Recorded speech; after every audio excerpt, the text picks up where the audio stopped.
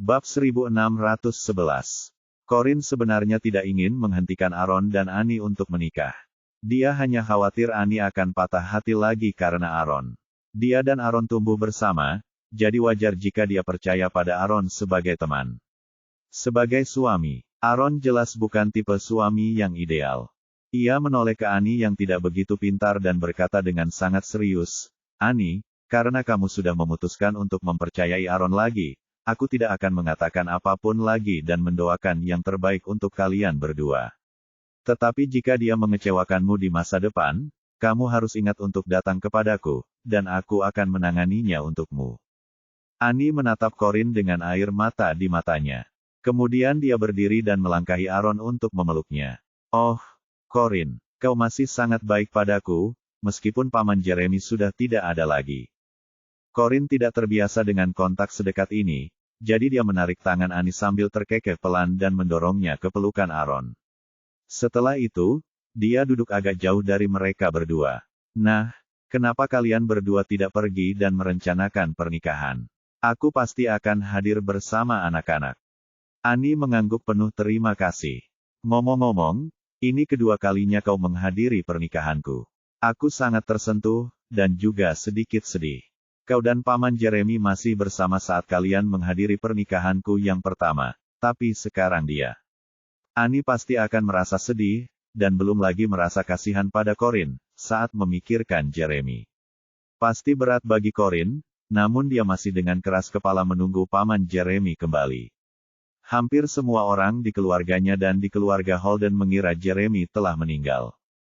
Corin tidak mengatakan apapun. Di masa lalu, jika seseorang menyebut Jeremy di depannya, dia mungkin akan merasa sedikit sedih. Namun, keadaan telah berubah. Dia sudah tahu di mana Jeremy berada, meskipun Jeremy tidak ingat siapa dirinya.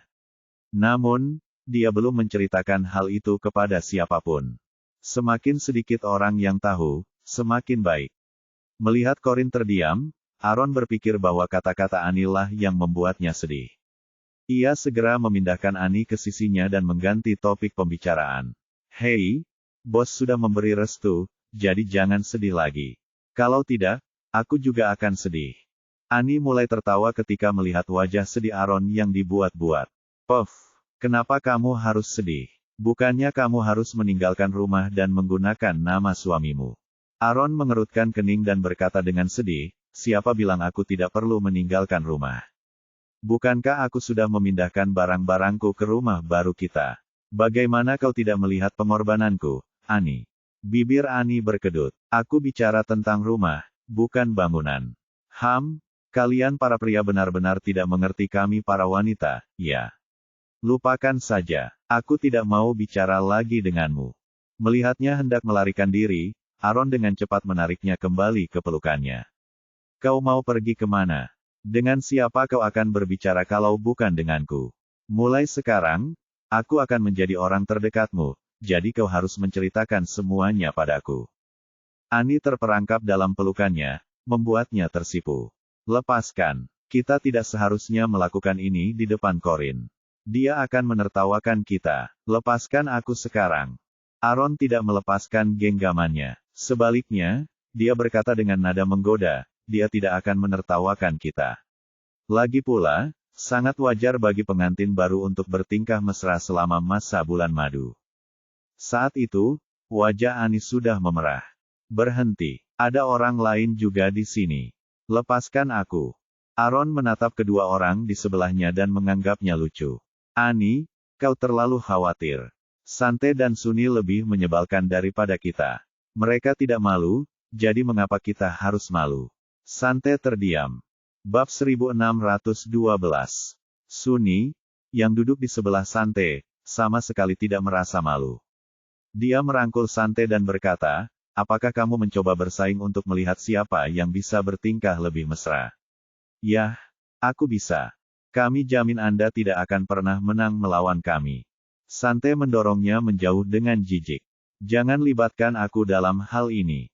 Sunny sudah terbiasa diperlakukan seperti itu olehnya, jadi dia hanya mengangkat bahu dan berkata, "Bagaimana aku bisa bersaing dengan mereka sendirian?" Sante sama sekali mengabaikannya. Corin memandang kedua pasangan itu dengan cemas. Setelah berpikir sejenak, dia bertanya kepada Annie, apakah orang tuamu tahu kalian akan menikah? Pada saat itu, Aaron akhirnya melepaskan Annie agar dia bisa menjawab pertanyaan Corin dengan benar. Setelah Annie menegakkan tubuhnya, dia mengangguk malu-malu dan berkata, ya, mereka tahu. Aaron tersenyum percaya diri dan berkata, mereka tidak hanya tahu, tetapi mereka juga sangat menyukaiku. Corin meliriknya dengan curiga, tidak mempercayai sepatah kata pun yang diucapkannya. Kemudian dia menatap Annie dan bertanya, benarkah? Apakah orang tuamu sudah bertemu dengannya? Ya, mereka sudah bertemu dengannya dan memberikan restu kepada kami. Corin tidak terkejut. Lagi pula, Aaron memberi kesan sebagai pria yang sopan dan ramah, dan dia juga suka tertawa. Orang-orang yang tidak mengenalnya dengan baik, terutama para tetua, sangat menyukainya. Baiklah, selama mereka tidak keberatan. Selamat merencanakan pernikahan, Annie. Setelah mengatakan itu, Corin berdiri dan berjalan keluar. Melihatnya hendak pergi, Aaron dan Sante hampir berkata serempak, bos, Anda mau pergi kemana? Corin melambaikan tangannya tanpa menoleh. Aku akan pulang. Anak-anak masih menungguku pulang. Aaron berdiri dan berjalan menghampirinya untuk meraih lengannya. Bos, jangan pergi. Tidak setiap hari Anda kembali ke sini. Bagaimana kalau kita semua makan dulu? Tidak, kalian bisa pergi duluan tanpa saya. Ini akhir pekan. Saya ingin pulang untuk menghabiskan waktu bersama anak-anak. Aaron menghela napas, berpura-pura sedih. Kau tidak lagi peduli padaku dan Sante sejak anak-anak lahir. Corin mengerutkan kening dan menoleh menatapnya dengan kesal. Apakah aku akan datang sepagi ini jika aku tidak peduli dengan kalian? Baiklah, buktikan dengan makan bersama kami. Dengan begitu, kau juga bisa memberi kami beberapa petunjuk tentang apa yang harus Annie dan aku lakukan untuk pernikahan kami. Corin tidak tertarik. Ini pernikahanmu, bukan pernikahanku. Jadi, putuskan sendiri. Aaron tidak akan menyerah semudah itu. Tidak, aku membutuhkanmu, bos. Kau seperti keluarga bagiku. Sante menghampiri mereka dan berkata, dia benar, bos. Setidaknya makan sianglah bersama kami dulu karena kita semua tidak perlu masuk kerja hari ini. Corin menatap Sante dengan ragu-ragu. Tapi, Sante langsung memahami kekhawatiran wanita itu. Bos, Anda tetap di sini. Saya akan membawa anak-anak ke sini. Suni pun mendekat ke arah mereka. Aku akan pergi bersamanya. Corin, aku yakin anak-anak juga akan senang menghabiskan waktu bersama kita. Annie juga datang dan mengangguk. Corin, tolong tetap di sini. Corin tidak tega menolak mereka ketika melihat betapa mereka ingin dia tetap tinggal. Akhirnya, dia berkata, iya, anak-anak memang suka berkumpul bersama, jadi baiklah, aku akan tinggal. Nah, begitu baru. Seharusnya kau tidak hanya memusatkan hidupmu pada keluarga Holden dan anak-anak, bos. Kau harus bersenang-senang bersama kami sesekali, kata Aaron sambil tersenyum. Corin terdiam. Kau dan Annie tetap di sini bersama bos sementara aku pergi ke rumah Holden untuk menjemput anak-anak, kata Sante kepada Aaron.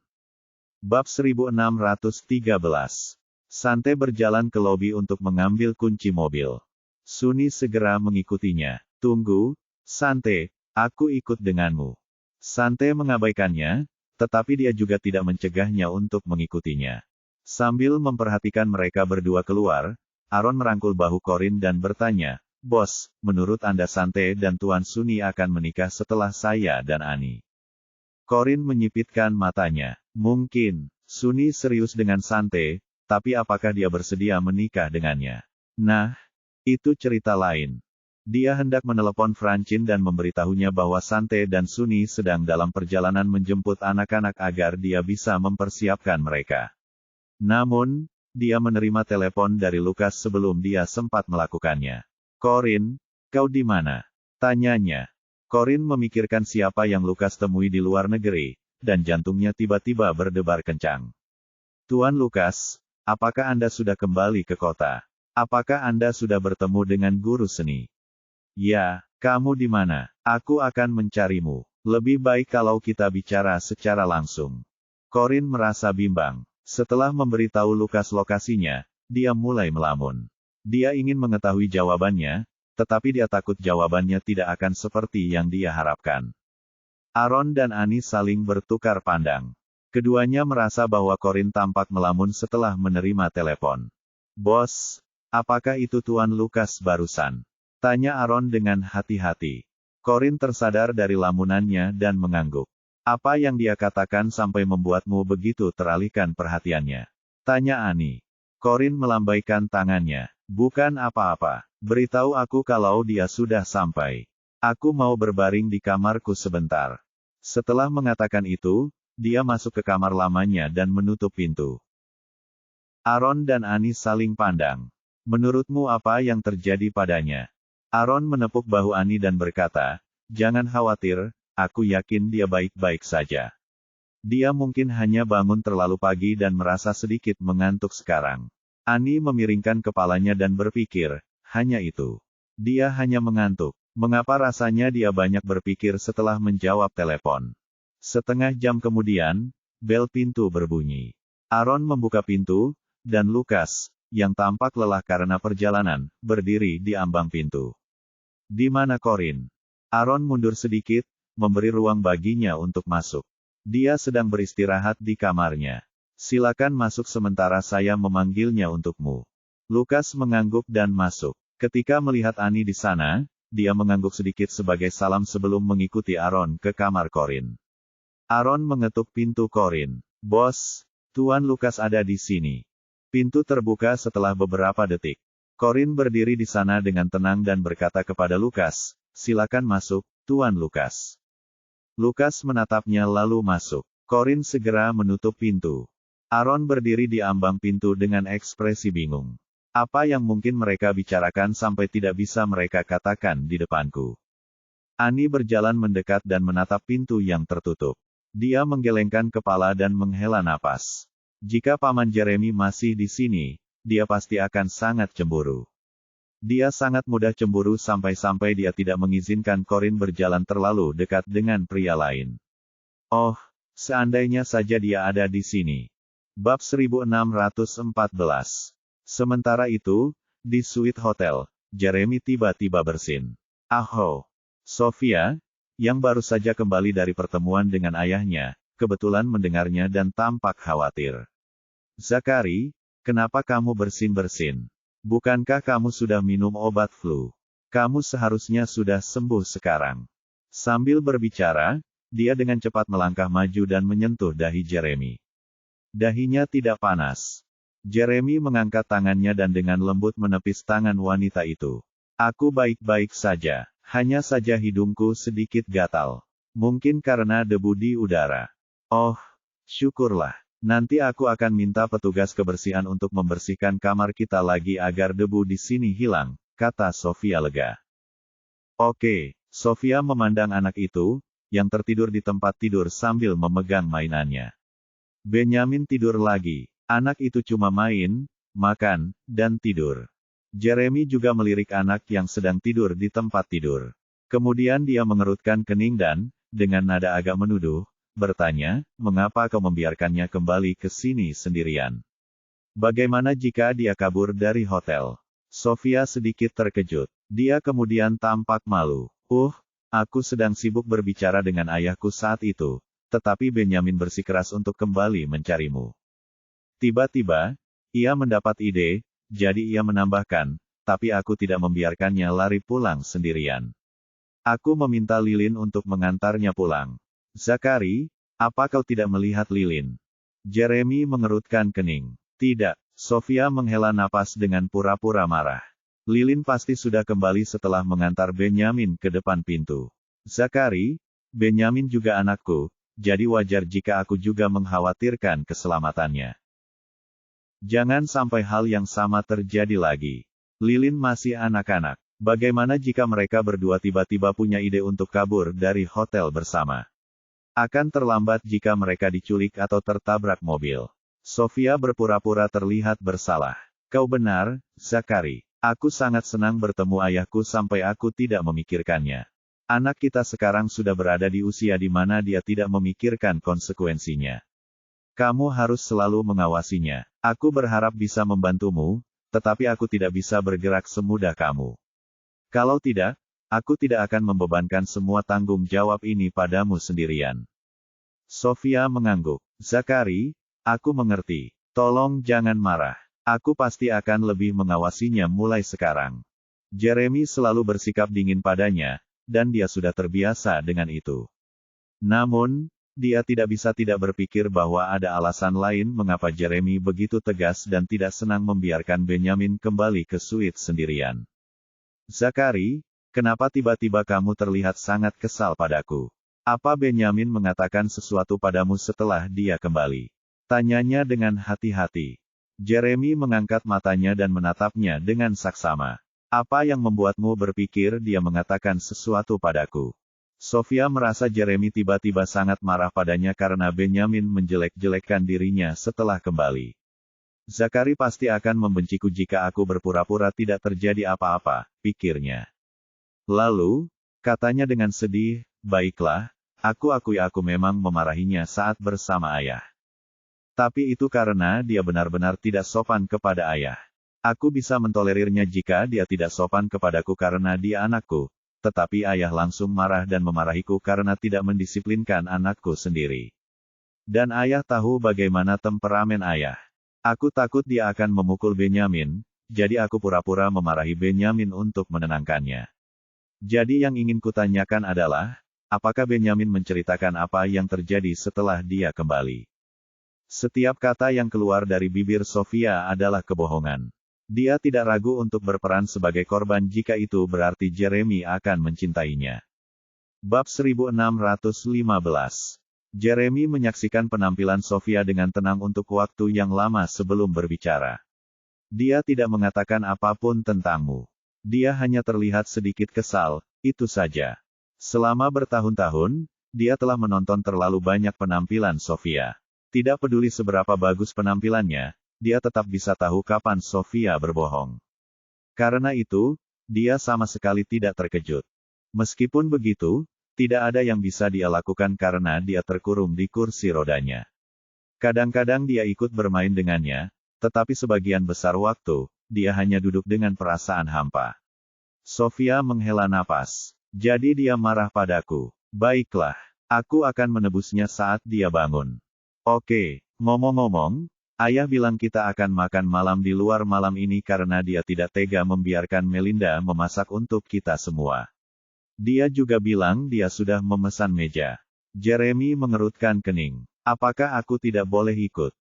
Sofia menggelengkan kepalanya. Zakari, ayah sudah agak kesal karena kamu tidak menjemputnya di bandara pagi ini.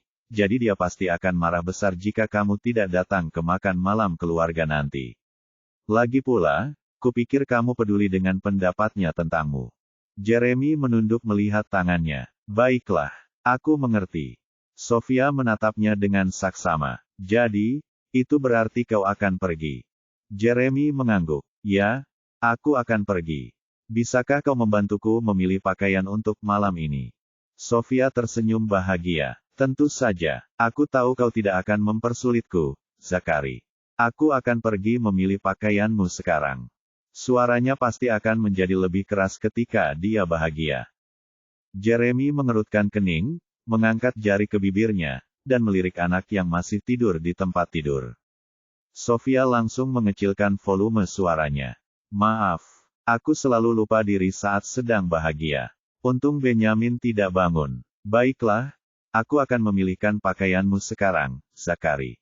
Jeremy mengangguk dan mengarahkan kursi rodanya ke jendela besar dari lantai hingga langit-langit untuk melihat langit malam. Tentu saja, dia tidak ingin pergi ke makan malam, keluarga, karena dia tidak menganggap dirinya bagian dari keluarga Sofia.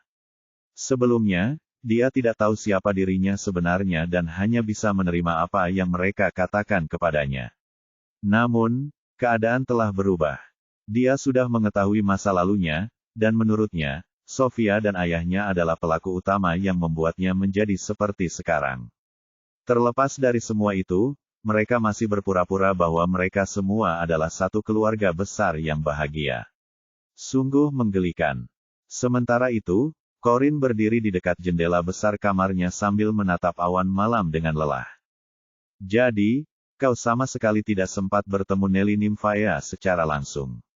Tanyanya dengan kekecewaan yang tak tersian-embunyikan. Untuk sesaat, dia merasa telah menemukan kata-katanya. Lukas berdiri di sampingnya dan menghela napas. Hampir saja, tapi dia pasti merasakan kehadiranku karena dia pergi tanpa naik ke atas. Setelah itu, dia menolak setiap undangan yang diberikan temanku kepadanya. Dia bahkan mengembalikan uang les yang diberikan temanku dan mengatakan bahwa dia tidak akan pernah mengajarinya lagi. Corin mengerutkan kening karena bingung. Mengapa seorang guru seni begitu waspada terhadap orang luar? Saya juga merasa aneh, tapi memang tidak ada cara untuk membujuknya keluar dan menemui kami. Bab 1616. Corin menoleh keluar jendela dan memijat pelipisnya. Dengan kata lain, kau tidak mendapatkan apapun dari perjalanan ini. Tidak, saya memang mendapatkan sesuatu. Mata Corin kembali berbinar penuh harapan. Kamu dapat apa? Lukas menatap matanya dalam-dalam. Aku mendengar suara Nelly Nymphaya di telepon melalui teman itu, dan aku 100% yakin itu suara ibu kita. Aku percaya bahwa tidak ada dua suara yang sama di dunia ini. Nada suara, intonasi, dan kebiasaan penggunaan kata-katanya semuanya sama. Mata Corin bergetar. Jadi, ini benar-benar ibu. Lukas mengangguk. Ya, itu dia. Mata Corin memerah. Bu, dia masih hidup. Lukas merasa sedih melihat Corin dalam keadaan seperti itu. Dia mengelus kepalanya dan berkata, ya, dia masih hidup. Corin mendongak menatap Lukas. Tapi kenapa dia tidak mau bertemu denganmu? Apa dia tahu bahwa kaulah yang ingin bertemu? Lukas menggelengkan kepalanya. Tidak, dia tidak tahu itu aku. Aku meminta temanku untuk tidak memberitahunya sebelumnya. Corin menarik napas dalam-dalam. Seharusnya kau memberitahunya. Kau putranya, dia pasti ingin bertemu denganmu. Lukas menundukkan pandangannya. Tidak, dia pasti tidak akan mau bertemu denganku. Corin mengerutkan kening karena bingung. Mengapa kau mengatakan itu? Lukas menghela napas. Selama bertahun-tahun, aku telah mengirim orang-orang ke seluruh dunia untuk mencari keberadaanmu dan ibu. Semua informasinya sudah diketahui publik. Karena dia masih hidup, dia pasti tahu bahwa aku mencarinya, tetapi dia tidak pernah berpikir untuk menghubungiku. Terlebih lagi, dia sengaja bersembunyi dari orang-orangku untuk mencegah mereka mengetahui keberadaannya. Mengetahui semua ini, apakah kau masih berpikir dia ingin bertemu denganku? Kerutan di wajah Corin semakin dalam. Mungkinkah ibu juga kehilangan ingatannya? Kalau tidak, mengapa dia tidak kembali untuk mencari kita? Lukas menggelengkan kepalanya lagi. Kurasa tidak. Jika dia kehilangan ingatannya, dia tidak akan lagi melukis dengan nama pena Nelly Nymphaya, dan dia juga tidak akan sengaja bersembunyi sehingga kita tidak dapat menemukannya sama sekali. Corin terdiam. Lukas benar. Jika ibu kehilangan ingatannya, dia tidak akan melukis dengan nama pena Nelly Nymphaya. Tapi jika ibu tidak kehilangan ingatannya, mengapa dia tidak kembali untuk mencariku? Corin bisa mengerti mengapa ibunya tidak ingin kembali atau bertemu keluarga Rivera, tetapi dia bukanlah anggota keluarga Rivera. Dia tidak mengerti mengapa ibunya merasa harus bersembunyi dari dunia setelah meninggalkannya. Lukas memeluk Corin dengan lembut dan menepuk punggungnya perlahan. Aku tahu kau sangat ingin bertemu ibu. Dia mungkin membenci aku dan anggota keluarga lainnya, jadi aku tidak menyalahkannya karena tidak ingin bertemu denganku. Tapi demi dirimu, aku tidak akan menyerah untuk mencoba bertemu dengannya dan akan membujuknya untuk bertemu denganmu. Corin terus menarik napas dalam-dalam untuk menenangkan dirinya karena dia tidak ingin menangis di depan Lukas. Di masa lalu, dia mengira dirinya memiliki sikap cuek dan tidak takut pada apapun. Namun, dia bukan orang yang sama seperti dulu, dan dia mulai memiliki 3 kekhawatiran. Bab 1617. Corin hanya mengkhawatirkan ibunya, anak-anaknya, dan Jeremy. Terdengar suara gaduh dari luar ruangan, serta suara anak-anak melompat dan berceloteh. Lukas tidak memperhatikan suara bising di luar. Dia hanya memeluk Corin dengan lembut, menikmati kerentanan sesaatnya. Di masa lalu, Corin akan menolaknya tanpa ragu, jadi jarang baginya untuk bergantung padanya seperti itu. Namun, masa-masa indah itu tidak berlangsung lama, dan pintu tiba-tiba didorong hingga terbuka oleh seseorang. Corin, aku di sini bersama anak-anak. Corin, apa yang kau lakukan? Teriak Francine tiba-tiba, mengejutkan Corin. Francine tidak bisa melihat wajah Lukas dari tempat dia berdiri. Begitu dia membuka pintu, dia melihat Corin bersandar di lengan seorang pria, yang membuatnya meledak karena cemburu. Meskipun dia bukan laki-laki dan dia tidak menyukai Corin dengan cara seperti itu, dia tetap menganggap Corin sebagai miliknya. Gah, Corin kesayanganku disentuh oleh pria lain. Pikir Francine. Lagi pula, mustahil baginya untuk tetap acuh tak acuh demi Jeremy. Siapakah kamu? Siapa yang memanfaatkan kakak iparku? Berani-beraninya kamu mencoba merebutnya saat kakakku tidak ada. Dia berjalan dengan marah untuk melampiaskan kekesalannya pada pria itu, tetapi begitu sampai di sana, dia menyadari bahwa pria itu tak lain adalah Lukas. Francine sudah tahu bahwa Lukas dan Corin adalah saudara kandung, meskipun Corin tidak pernah mengakuinya secara langsung, jadi tidak ada yang salah dengan mereka berpelukan sama sekali. Dia langsung tertawa ketika menyadari bahwa dia telah membesar-besarkan masalah ini. Oh, jadi itu kamu, Lukas. Hahaha, kukira itu pria lain yang mencoba merayu Corin. Lukas melirik Francine dengan dingin. Bagaimana kau bisa begitu yakin dia Corinmu? Bukan berarti dia keluargamu hanya karena kau memanggilnya keluargamu. Dengan segala hormat, jika dia bersedia menerima pria lain, itu juga urusannya. Kau tidak berhak ikut campur. Francine sedikit tidak senang setelah mendengar ini. Tentu saja dia keluargaku. Dia melahirkan anak-anak Jeremy. Lagi pula, aku bisa mengatakan hal yang sama tentangmu. Kau tidak berhak ikut campur dalam urusan keluargaku hanya karena dia adikmu. Corin akan selalu menjadi Corinku. Bahkan tanpa saudaraku, dia akan tetap menjadi Corinku. Lukas mencibir. Kau menyebutnya kakak iparmu, tapi dia bahkan belum menikah secara sah dengan saudaramu. Kalian keluarga Holden selalu egois dan tidak mempedulikan kehidupan orang lain. Apakah kau lupa bagaimana Jeremy memperlakukannya di masa lalu dan betapa banyak pengorbanan yang telah dia lakukan untuk keluargamu selama bertahun-tahun? Berani-beraninya kau melarangnya berkencan atau menikahi pria lain. Francine menegang, dia tahu akal sehat tidak berpihak padanya. Meskipun begitu, dia bergumam. Bukan berarti Jeremy menghilang dengan sengaja. Aku tahu pasti bahwa dia sangat mencintai Corin. Dan jika dia tidak menghilang, dia pasti akan memperlakukannya seperti ratunya. Kalau tidak, mengapa dia dengan sabar menunggu Jeremy kembali? Dia tidak bodoh, kau tahu. Lukas mengerutkan kening. Dia merasa keluarga Holden hanya peduli pada diri mereka sendiri. Dengan kata lain, mereka tidak peduli dengan kebahagiaan Corin. Dasar, drama novel. Cukup, sela Corin. Tuan Lukas, Anda seharusnya lebih tahu daripada berdebat dengan gadis muda seperti Francine.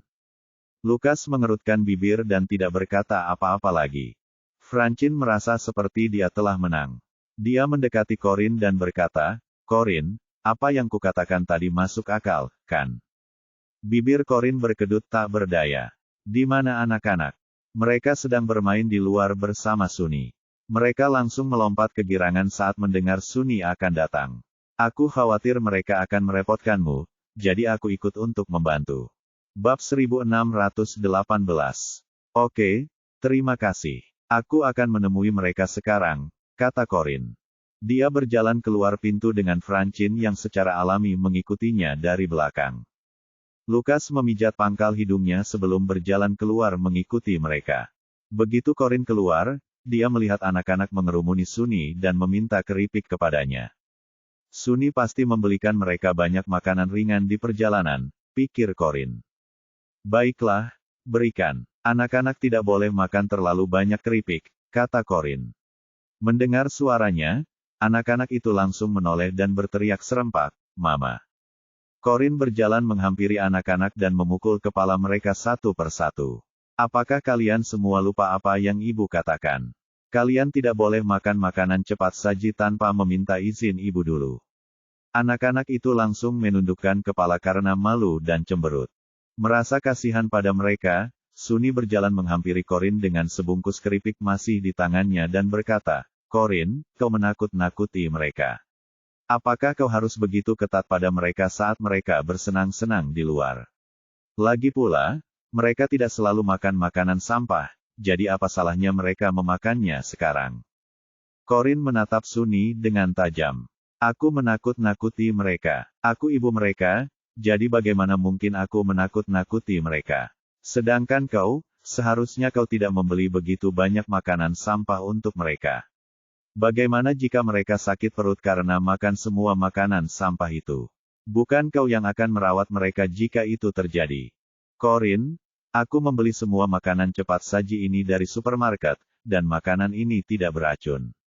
Mengapa mereka akan sakit perut karena memakannya?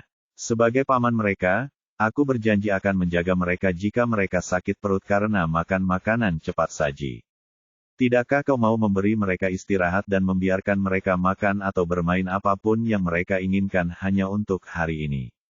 Anak-anak itu berterima kasih kepada Suni karena telah membela mereka, dan mereka sangat berharap Corin akan setuju.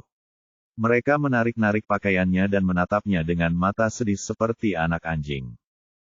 Tentu saja, Corin tidak setuju. Dia tidak ingin mereka sakit. Dia sedang memikirkan cara untuk menyampaikan kabar buruk itu kepada anak-anak dengan lembut ketika Lukas tiba-tiba bertanya, "Apa yang kamu lakukan di sini, Suni?" "Lukas." Suni awalnya terkejut, lalu dengan cepat bersembunyi di belakang Corin seolah-olah dia baru saja melihat hantu. Kapan kau sampai di sini, Lukas?" Lukas menyipitkan matanya karena tidak senang dan berkata, "Sepertinya kau tidak menyambutku di sini." Suni tertawa canggung. "Hahaha, tentu saja tidak.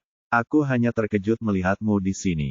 Itu saja." Setelah itu, dia menyikut Corin dengan pura-pura marah. "Corin, bagaimana bisa kau tidak memberitahuku bahwa Lukas juga ada di sini? Itu akan menyelamatkanku dari keterkejutan." Corin memutar bola matanya ke arahnya. "Kamu tidak melakukan kesalahan apapun, jadi mengapa kamu begitu takut padanya?" Suni terdiam. Dia benar. Aku tidak melakukan kesalahan apapun. Namun, ia takut Lukas akan menghalanginya untuk bertemu Sante, dan ini akan membuat Sante tidak senang. Ketika anak-anak melihat Lukas, mereka berlari menghampirinya dan memeluk kakinya dengan gembira. Bab 1619. Paman Lukas. Bisakah Paman memberitahu Ibu agar mengizinkan kami makan keripik? Paman Lukas, tolong bantu kami. Paman yang terbaik. Paman Lukas. Lukas tidak tega menolak mereka, mengingat betapa lucunya mereka. Dia menatap mereka dengan penuh kasih sayang, lalu menatap Corin. Tangannya disilangkan, dan ekspresinya menunjukkan tekad seolah-olah mengatakan tidak akan ada ruang untuk negosiasi. Meskipun Lukas sangat ingin membantu anak-anak, dia tidak berani membuat Corin tidak bahagia. Karena itu, dia berlutut dan menepuk kepala anak-anak sambil berkata dengan lembut, "Ibu kalian melakukan ini demi kebaikan kalian sendiri. Bahkan jika kalian tidak makan makanan cepat saji hari ini, makanan itu tetap milik kalian. Jadi bersikaplah baik, dan dengarkan ibu ketika dia menyuruh kalian memakannya di hari yang berbeda." Anak-anak itu tahu bahwa itu sia-sia setelah Lukas mengatakan itu, jadi mereka mengangguk patuh. "Bagus. Oke, kalau begitu, kita akan melakukan apa yang ibu suruh." Lukas tersenyum dan berkata, "Benar sekali. Dengarkan ibumu, dan ibu akan membelikanmu banyak makanan enak di masa depan." Melihat sisi Lukas yang sangat penyayang terhadap anak-anak, Suni cemberut dan berbisik ke telinga Corin, "Aku penasaran kapan Lukas akan memperlakukanku sebaik ini. Dia tentu tidak memperlakukanku seperti ini ketika aku masih kecil. Dulu dia sering memarahi dan memukulku." Corin memutar bola matanya ke arahnya. "Bukankah itu karena kamu tidak belajar dengan rajin dan membuat masalah bagi keluargamu?" Suni mengangkat bahu. Aku nilai sekolahku bisa lebih baik dan aku terlalu banyak bermain game, tapi apakah itu benar-benar pantas membuatnya memperlakukanku seperti itu?" Lukas mengangkat matanya ketika mendengar gumaman Suni. Kemudian dia berdiri dan menatapnya dengan tegas. "Kau, berhenti main-main, dan pulanglah denganku." Suni segera bersembunyi di belakang Corin lagi ketika mendengar itu. "Lukas, Aku tidak akan pergi bersamamu. Aku masih ada urusan. Lukas mengerutkan kening. Lalu, apa itu? Aku akan menghabiskan waktu bersama teman-temanku. Salah satu dari mereka akan segera menikah. Benar kan, Corin? Sunny diam-diam kembali menyikut Corin, berharap dia akan menutupi kesalahannya. Corin benar-benar muak dengannya karena dia tahu Lukas hanya ingin tinggal karena Sante. Namun, karena Sante sebenarnya tidak membencinya, Corin memutuskan untuk memohon agar dia diizinkan tinggal. Tuan Lukas, mengapa tidak membiarkannya tinggal? Katanya. Karena Corin sudah berbicara, Lukas secara alami membiarkan Sunny tetap tinggal. Dia menatap Sunny dengan tajam, mengangguk pada Corin, lalu pergi. Aaron membawakan kopi dari dapur dan berkata, Pak Lukas, Anda tidak perlu bekerja akhir pekan ini, kan? Kenapa Anda tidak ikut menginap juga? Ani dan saya akan mengadakan pesta pernikahan minggu depan, dan saya sudah memesan restoran untuk pesta bujang saya. Bergabunglah dengan kami jika Anda bisa. Bos dan anak-anak juga akan ikut. Bagaimana menurut Anda? Lukas menatap Aaron, lalu menatap Ani yang berdiri di sebelahnya. Ia tampak sedikit terkejut bahwa mereka berdua akan menikah. Setelah berpikir sejenak, Lukas mengalihkan perhatiannya kepada Corin dan anak-anak. Yah, bukan berarti aku tidak ada kegiatan lain hari ini, dan mereka mengundangku. Bukannya aku merepotkan mereka, kan? Kalau begitu, tidak apa-apa kalau aku ikut, kata Lukas akhirnya. Aaron datang sambil tersenyum. Kalau begitu, mari kita duduk dan minum kopi dulu. Aku sudah memesan makanan untuk makan siang. Kita akan makan sedikit di rumah bersama anak-anak, lalu kita akan pergi ke restoran untuk makan malam bersama di malam hari. Bab 1620. Lukas sama sekali tidak peduli dengan apa yang akan dimakan. Dia hanya ingin tinggal bersama Corin dan anak-anak untuk sementara waktu. Corin juga tidak keberatan dengan pengaturan itu karena anak-anak menyukai Lukas. Selain itu, Lukas bisa membantunya menjaga mereka sementara dia bisa bersantai. Namun, Sunny tidak terlalu senang karena dia tidak akan bisa melakukan apapun yang dia inginkan jika Lukas ada di sana. Bagaimana aku bisa mencium dan memegang tangan Sante jika Lukas ada di sini? Dia pasti akan memarahiku jika melihatku bermesraan dengan Sante, pikir Sunny. Jadi, ketika Aaron meletakkan kopi dan kembali ke dapur untuk memotong buah, Sunny mengikutinya dan memarahinya. Hei, apa kau sudah gila? Kenapa kau meminta Lukas untuk tinggal? Kau bukan temannya. Aaron mengeluarkan buah-buahan dari kulkas dan berkata sambil tersenyum, Tuan Sunny, Anda dan saya juga bukan teman, kan? Jadi, apa yang Anda lakukan di sini? Ekspresi Sunny membeku. Yah, aku tidak datang ke sini karena kamu. Aaron pergi mencuci buah-buahan di wastafel. Anda di sini untuk Sante, kan? Sunny menyilangkan tangannya. Tentu saja. Aaron terkekeh pelan. Namun kau bilang pada saudaramu bahwa kau ingin tetap tinggal karena temanmu akan menikah. Atau aku salah dengar? Sunny langsung memerah, karena tahu bahwa memang itulah yang dia katakan. Apa salahnya kalau aku bilang begitu? Aku sekarang pacaran sama Sante, jadi teman-temannya juga temanku. Lagi pula, aku dan Ani juga sudah lama kenal, jadi dia juga temanku. Aaron menyeringai, tapi Ani masuk ke dapur sebelum dia sempat berkata apa-apa. Jangan terlalu percaya diri, Sunny. Kita sama sekali bukan teman. Sunny menatapnya tajam. Kenapa kau?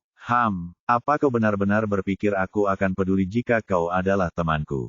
Aku tidak butuh teman selama aku punya Sante. Aku yakin Nona Sante juga tidak menganggapmu sebagai temannya, kata Ani tanpa ampun.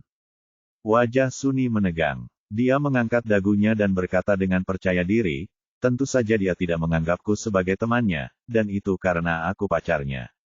Aaron langsung tertawa terbahak-bahak sementara Ani terkekeh. Kalian berdua tertawa gara-gara apa? Aku nggak bilang sesuatu yang lucu. Tentu saja kau melakukannya, kata Sante tiba-tiba sambil masuk ke dapur untuk mengambil air minum bagi anak-anak. Dia menatap Sunny dengan jijik begitu mendengar apa yang dikatakannya. Sunny awalnya masih marah, tetapi ketika melihat Sante masuk, dia langsung sedikit tenang. Sante, kenapa kau membela mereka? Apa salahku? Sante meliriknya. Kau seharusnya bersikap lebih baik karena kakakmu ada di sini. Suni mengerutkan kening. Aku akui aku takut padanya, tapi itu tidak berarti aku akan menyangkal hubungan kita. Sante mengangkat alisnya. Lalu, hubungan kita itu apa? Suni mulai panik. Apa maksudmu? Bukankah kau bilang aku pacarmu hari itu?